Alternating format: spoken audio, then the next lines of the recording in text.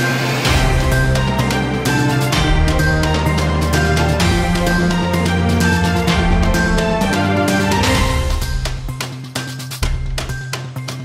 Welcome to NVTV 24x7 news channel. Bapatla జిల్లా చీరాల మండలం రామకృష్ణాపురం గ్రామంలో వైఎస్ఆర్ కాంగ్రెస్ పార్టీ ఇన్ఛార్జ్ కరణం వెంకటేష్ బాబు, మాజీ మంత్రి మెరుగు నాగార్జున, మాజీ మున్సిపల్ వైస్ చైర్మన్ బోనిగ్ర బైసన్ బాబు, యాతం మేరీబాబు, గవినివారిపాలెం మాజీ సర్పంచ్ గవిని శ్రీనివాసులు, రాఘవ, వాసిమల్ల వాసు తదితరులు విలేకరుల సమావేశం ఏర్పాటు చేశారు. ఈ సందర్భంగా మాజీ మంత్రి మెరుగు నాగార్జున మాట్లాడుతూ కూటమి ప్రభుత్వం అధికారంలోకి వచ్చే సంవత్సరం అయిపోయింది. ఎన్నికల సమయంలో సూపర్ 6 హామీలు ఇచ్చారు, అవి నేటికి అమల్లోకి రాలేదు. కడపలో మహానాడు నిర్వహించామని డబ్బాలు కొడుతున్నారు. ఇచ్చిన హామీలు ఒక్కటి నెరవేర్చకపోవడంతో జూన్ 4వ తేదీన జిల్లా కలెక్టరేట్లో ఎంఆర్ఓ కార్యాలయాల వద్ద నిరసన ప్రదర్శనలు నిర్వహిస్తామని తెలిపారు. ముందుగా చీరాల నియోజకవర్గ సమన్వయకర్త యువకుడు జగన్మోహన్ రెడ్డి గారికి అత్యంత ఆప్తులైనటువంటి వెంకటేష్ బాబు గారికి, సమావేశంలో నాతో పాల్గొన్న ఇతర రాజకీయ నాయకులకు, పత్రికా విలేకరులకు, ఎలక్ట్రానిక్ మీడియా సోదరులందరికీ నమస్కారం. చాలా కాలం నుండి సంబంధం ఉంది మీకు నాకు. నేను 2007 SC/ST కమిషన్ చైర్మన్గా ఉన్నప్పుడు దగ్గర నుంచి ఎమ్మెల్యేగా, మంత్రిగా, మళ్ళా ఈ ప్రాంతానికి వైఎస్ఆర్ కాంగ్రెస్ పార్టీ జిల్లా అధ్యక్షుడిగా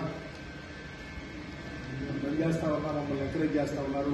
ముందుగా మీ అందరికీ కూడా ధన్యవాదాలు తెలియపరుస్తాను. ఈరోజు ప్రత్యేకమైన రావడానికి కారణం మీ అందరికీ తెలుసు, మా నాయకుడు చెప్పాడు. 4వ తారీఖున వైఎస్ఆర్ కాంగ్రెస్ పార్టీ ఆధ్వర్యంలో వెన్నుపోటు దినం ప్రకటించి నియోజకవర్గ హెడ్ క్వార్టర్స్ లో ర్యాలీలు చేసి ఎంఆర్ఓ గాని, ఆర్డీఓ గాని, కలెక్టర్ గాని సంబంధిత అధికారులకు మెమరాండాలు ఇవ్వాలని చెప్పేసి మా నాయకుడు జగన్మోహన్ రెడ్డి గారు ఆదేశించడం జరిగింది. కారణం మీకు తెలుసు, మిర్చి రైతు బోర్డు చెప్పనలో కాదు, ఈరోజు కౌలు రైతులు అన్నిటి గాథ.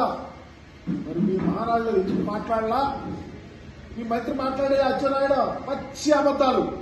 నేను అడుగుతా ఉన్నా మీ మంత్రి అచ్చెన్నాయుడు, నువ్వు నిజమైన నాయకుడు అయితే రైతు సమస్యల మీద బహిరంగ చర్చకు సిద్ధంగా ఉన్నావా అని అడుగుతా ఉన్నా. నువ్వు వస్తావో మీ చంద్రబాబు నాయుడు వస్తాడు? రైతులను ఎంత మోసం చేశారో ఈరోజు నిజంగా మేము మాతో వద్దు, మీరే ఇంటలెక్చువల్స్ తీసుకుని అగ్రికల్చర్ లో ప్రావీణ్యత ఉన్నటువంటి వాటిని తీసుకొని ప్రత్యేకంగా కొన్ని ప్రాంతాలకు చూడండి, అట్లాంటికి చూడండి. పొగాకు రైతులు బేళ్లు ఎలా ఉన్నాయో, వాళ్ళ కష్టాలు, కూలి చేయించుకునే వాళ్ళకి కూలికి కూడా డబ్బులు లేని పరిస్థితిలో వాళ్ళు ఆత్మహత్యలు చేసుకుంటే మీకు ఎక్కడా కనిపించగలరు. ఇట్లయితే పరిపాలన అడుగుతా ఉన్నాం. ఒక ప్రక్క ఆరోగ్యాన్ని పూర్తిగా గోల్డెన్స్కి వెళ్ళిపోయింది, ఆరోగ్యశ్రీ పోయింది, మెడికల్ కాలేజీలు పోయింది. చివరికి ఆ టైంలో కరోనా ముఖ్యమంత్రి అయితే రాజని ప్రకల్పాలు పలికావు. కరోనా వస్తాను జగన్మోహన్ రెడ్డి గారి పరిపాలన ఒకసారి నిశ్చితంగా ఆలోచించండి. ఏ సెక్టార్కి ఏ సహాయం చేశాం, ఏ సెక్టార్ కోసం ఎలా ఖర్చు చేశాం, రైతు విషయంలో ఏం చేశాం, రైతుల క్రాప్ చూస్తే ఏం చేశాం, మద్దతు ధర ఎలా పోషించాం, నిరుద్యోగులకు ఎన్ని రిక్రూట్మెంట్స్ చేశాం, పేదవారి పిల్లలు చదువుకోవడానికి 4 స్కూల్స్కి ఎంత డబ్బులు ఖర్చు చేశాం, ఎంత బ్రహ్మాండంగా చేశాం, ఇంగ్లీష్ విద్యను ఏ విధంగా పొత్తలు తగ్గించాం, హైయర్ ఎడ్యుకేషన్ ఏ విధంగా చూసాం, కాలేజ్ ఎడ్యుకేషన్ ఏ విధంగా చూసాం. ఒక విజన్తో క్వాలిటీ ఆఫ్ ఎడ్యుకేషన్ ని మీరు ఇన్కార్పొరేట్ చేయలేని స్థితిలో ఉన్నారంటే ఈ రాష్ట్రాన్ని ఎటు తీసుకెళ్లాలి? విద్య ఉంటేనే ఏదైనా జరుగుతుందని ఆలోచించినటువంటి మానవుల యొక్క స్ఫూర్తిని కాలరాసిన మీరు ఈ రాష్ట్రాన్ని పరిపాలిస్తానికి అర్హత ఉందని అడుగుతారు. అందుకనే రేపు జరిగే 4వ తారీఖున వెన్నుపోటు దినాన్ని రాష్ట్రంలో ఉన్నటువంటి వైఎస్ఆర్ కాంగ్రెస్ పార్టీ కేడరే కాదు, విద్యులు, ఆలోచన పనులు, చంద్రబాబు వల్ల మోసపోయిన వాళ్ళు, వాళ్ళ పార్టీకి ఓటేసి మోసపోయాయో మేము తప్పు చేసామనుకునే వాళ్ళందరూ వచ్చి రోడ్డు మీదకి వచ్చి చంద్రబాబుకి పరువుకి కలిగే విధంగా వైఎస్ఆర్ కాంగ్రెస్ పార్టీ అధినాయకులు చెప్పినటువంటి మాటలకు సపోర్ట్ గా వచ్చి మీరు మెమరాండాలు ఇచ్చే కార్యక్రమంలో కలిసి రావాలి. పర్టికులర్గా చీరాల ప్రాంతం చాలా ఉన్నత ఆశయాలతో పనిచేసే రాజకీయ నాయకులు ఉన్నారు. ఇక్కడ మాజీ శాసనసభ్యుడు బలరాం గారు కానీ ఈరోజు ఆయన కుమారుడు పనిచేస్తా ఉన్నాడు, చేస్తారని తెలియని పరిస్థితిలో ఉన్నాడు. డైరెక్ట్ గా మేమే మా రెడ్ బుక్ రాజ్యాంగాన్ని నడుపుతామని చెప్తున్నారు వాళ్ళు. మేమే భయపడుతున్నాం. కానీ ఇప్పుడు అడుగుతా ఉన్నాం, చంద్రబాబు నాయుడు గారు ఎన్నికలప్పుడు ఇచ్చిన వాగ్దానాలు నిర్వర్తించండి. అలవి కానటువంటి వాగ్దానాలు ఇచ్చి గళాపెట్టి ఖాళీ అయిపోయిందని చేతులెత్తేస్తే మీరు పరిపాలన దక్షుడా, పరిపాలన చేతగాని వాళ్ళ కూడా తెలుసుకోవాలంటున్నా. ఈరోజు మహానాడు పెట్టారు, సోడబ్బా పరడబ్బా పరస్పర డబ్బా కొట్టుకోండి. మిమ్మల్ని మీరు పూడుకోవటం, లోకేష్ బాబుని పొగట్టం, మిమ్మల్ని పొగట్టం తప్ప జగన్మోహన్ రెడ్డి గారిని తిట్టం. ఇదేనా మహానాడు పెడితే? సంవత్సర కాలంలో ఏం చేశాం? ఈ రాష్ట్ర ప్రజలకు ఏం హామీ ఇచ్చాం? ఈ రాష్ట్రంలో ఉన్న రైతాంగానికి ఏం సహాయం చేశాం? ఈ రైతులకు ఎలాంటి ఉపయోగాలు చేశాం?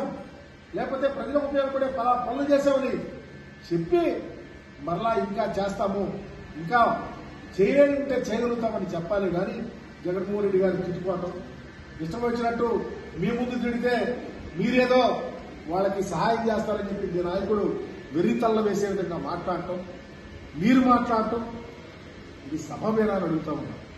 అందుకనే మీ చేతగాని ప్రభుత్వం, చేతులెత్తేసిన ప్రభుత్వం, ప్రజలను మోసం చేసిన ప్రభుత్వం, పిల్లల చదువుల్ని పూర్తిగా కాలరాసిన ప్రభుత్వం, నిరుద్యోగులకు ఒక్క చిన్న రిక్రూట్మెంట్ కూడా పెట్టినటువంటి ప్రభుత్వం, ఎంప్లాయీస్ ను మోసం చేసిన ప్రభుత్వం, రైతులు కన్నీటి ఓడు విననటువంటి ప్రభుత్వం. ఏమయ్యా ఈరోజు పొగాకు రైతులు ఆత్మహత్యలు చేస్తే కనిపిస్తలేదా? పక్కనే పర్చూరు వెళ్దాం రండి, అద్దంకి వెళ్దాం రండి, సంతరోదలపూడి వెళ్దాం రండి, ఒంగోలు వెళ్దాం రండి. పొగాకు వేసుకున్న రైతు ఉరి వేసుకుంటున్నాడే. పొగాకు ధర జగన్మోహన్ రెడ్డి గారు పొగాకుని ఏ విధంగా కొన్నాడు ప్రభుత్వంతో. అధికారంలోకి వచ్చి ఎన్నికలప్పుడు ఎలాంటి హామీలు ఇచ్చారో ఒక్క హామీని కూడా నిర్వర్తించకుండా ఈ రాష్ట్రంలో ప్రజలు ఏమైపోయినా మాకేమిటి, మేము అనుకున్నది సాధించాం, మరలా ఎన్నికలు వచ్చినప్పుడు చూద్దామనే ఆలోచనతో పరిపాలన చేస్తా ఉన్నాడు చంద్రబాబు నాయుడు గారు. దాడులు చేయిస్తా ఉన్నాడు. మనస్ఫూర్తిగా ధన్యవాదాలు తెలుపుతా ఉన్నాను. మొట్టమొదటిసారిగా మా అన్న నాగార్జున గారు ఈరోజు చీరాల నియోజకవర్గానికి రావడం జరిగింది. వారు కూడా ఏంటంటే రేపు 4వ తేదీన జరుగు కార్యక్రమానికి వారు సందేశం ఇవ్వాల్సిందిగా వారు కూడా మీ కోరటం, వారు కూడా ఈ సమయాన్ని కేటాయిస్తాం, వారితో పాటు మీ అన్న కూడా రమ్మంటాం నిజంగా చాలా సంతోషం. దాని తర్వాత మా మీడియా సోదరు అందరూ కూడా కలవడం మంచిగా కలుస్తూ ఉన్నాం. అనేక కార్యక్రమాలు, అనేక సంఘటనలు, అనేక సందర్భాలు అన్నీ కూడా కొంతవరకు మార్పులు ఉన్నాయి. కాబట్టి అప్పటి నుంచి 2024 మే 11న ఎలక్షన్ అయింది, జూన్ 4న రిజల్ట్స్ వచ్చాయి. ఆ తర్వాత కొన్ని కార్యక్రమాలు చేసినప్పుడు అన్ని కార్యక్రమాలు మీ అందరూ కూడా మనస్ఫూర్తిగా సహకరిస్తున్నారు. ప్రతి కార్యక్రమానికి కూడా మీరు హాజరయ్యి మేము మా మాటని కానీ మా బాటను కానీ మేము మాట్లాడిన దాన్ని ప్రతి ఒక్కదాన్ని కూడా ప్రజల దగ్గరికి తీసుకెళ్లే విధంగా మీ అందరూ కూడా సహకరిస్తున్నందుకు మనస్ఫూర్తిగా ప్రతి ఒక్కరు కూడా పేరున మళ్ళీ ధన్యవాదాలు తెలుపుతా ఉన్నాను. రాజకీయాల గురించి నేను ఎక్కువ మాట్లాడను, ఎందుకంటే మీకు మొదట్లో చెప్పా కొంత సమయం ఇవ్వాలా, సంవత్సరం సమయం ఇచ్చాం. మా స్థానికంగా ఉండే సమస్యల పట్ల తప్పకుండా గలం ఎత్తుతాం. అది కూడా ఎప్పుడు ఏది ఏ విధంగా అనేది కూడా మీ కార్యాచరణతో ముందుగానే మీకు తర్వాత చెప్పడం జరుగుతూ ఉంటుంది. ప్రస్తుతం రాష్ట్రంలో ఈ పరిస్థితులు ఏ విధంగా ఉన్నాయి, ఏ విధంగా జరుగుతున్నాయి అనే దాని మీద